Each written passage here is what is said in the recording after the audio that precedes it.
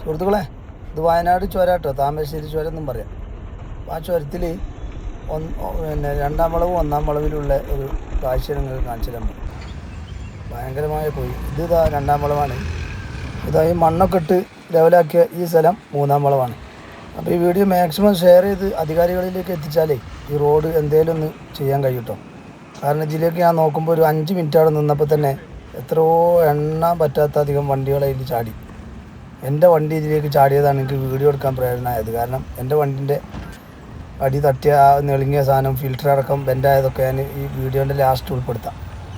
ഇതിന് മുമ്പ് കഴിഞ്ഞ ആഴ്ച ഞാൻ ഇതേപോലത്തെ ഒരു വീഡിയോ കണ്ടിരുന്നു. അപ്പോൾ ഞാൻ അത്ര ശ്രദ്ധിച്ചില്ല. അതിൻ്റെ ശേഷം ഞാൻ ഈ വണ്ടി പോയി ചാടിയതാണ്. ഇന്നലെ രാത്രി എൻ്റെ വണ്ടി ഈ കുഴിയിലേക്ക് പോയി ചാടി. അതിൻ്റെ ശേഷമാണ് ഞാൻ ഈ വീഡിയോ എടുക്കുന്നത്.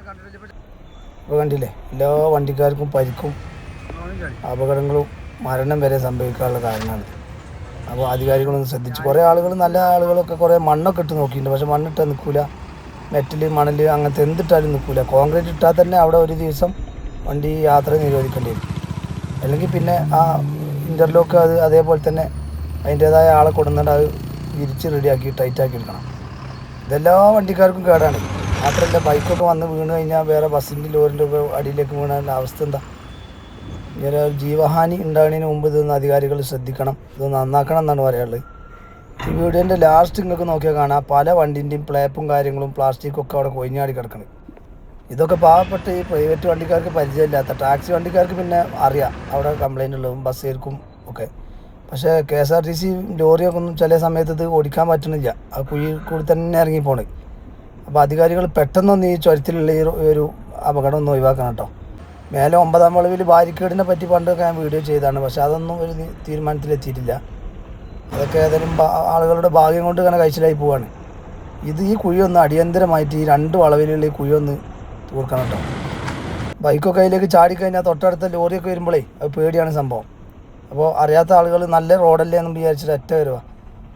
ഞാൻ വീഡിയോ എടുത്തുകൊണ്ടിരിക്കുമ്പോൾ പോലീസ് വണ്ടി വന്ന്, ഇനി എൻ്റെ വണ്ടി അവിടെ പാർക്ക് ചെയ്തിട്ടുണ്ട്. എൻ്റെ ഫാമിലി അതിലുണ്ട്. എൻ്റെ വണ്ടി അതിൻ്റെ അടി തട്ടിയിട്ട് ഇന്നലെ രാത്രി അങ്ങോട്ട് പോകുമ്പോൾ തട്ടിയതാണ്. ഇപ്പോൾ തിരിച്ച് വരുമ്പോൾ വീഡിയോ എടുക്കുക കേട്ടോ. അപ്പോൾ പോലീസുകാർ അതാ അവിടെ വന്ന് നിർത്തിയിട്ടുണ്ട്. ഇതിൻ്റെ ഫോട്ടോ ഒക്കെ എടുത്ത് പോയിട്ടുണ്ട്. ഇനി ഫൈൻ കൊടുക്കുമെന്ന് അറിയില്ല. ഞാൻ ആ കാര്യങ്ങൾ വീഡിയോ എടുക്കാൻ നിർത്തിയാന്ന് പറഞ്ഞിട്ടില്ല. അപ്പോൾ ഏതായാലും അധികാരികളെ ഇതേപോലെ ഫൈന് വാങ്ങണതിൻ്റെ ഇടയ്ക്ക് ഈ റോഡും നന്നാക്കാനും കൂടി ഒന്ന് ശ്രദ്ധിക്കണം കേട്ടോ എന്നാണ് എനിക്ക് പറയാനുള്ളത്. കണ്ടില്ലേ, ഇനിയൊരു കാര്യം കാണിച്ചാലേതാ പ്ലേപ്പുകൾ അടിയിലുള്ള ഈ മഡ്ഗാർഡിൻ്റെയും ടയറിൻ്റെ മേലേക്ക് ചളിയെടുക്കാനുള്ള സാധനം മൊത്തം അവിടെ ചാടി കിടക്കുകയാണ്, പല വണ്ടീൻ്റെതും. ഇതൊന്നും ആരോട് പറയാനാ? അവർ വർക്ക്ഷോപ്പ് പോയിട്ട് കൊള്ള വിലക്ക് വേറെ വാങ്ങി ഫിറ്റാക്കുക എന്നല്ലാതെ. ഇത് കണ്ടില്ലേ, ആ ഒരു കോൺക്രീറ്റ് മാത്രം അവിടെ നിന്ന് അതിൻ്റെ അടിയിലേക്ക് ഇങ്ങനെ ചാടി ഈ പോലത്തേതാ. ആ ബൈക്കുകാരന് ഐഡിയ ഉണ്ടായതുകൊണ്ട് അതിലേക്ക് കയറിപ്പോയി. എൻ്റെ വണ്ടീൻ്റെ അടിയിൽ ഞാൻ കാണിച്ചു തരാം കണ്ടോ.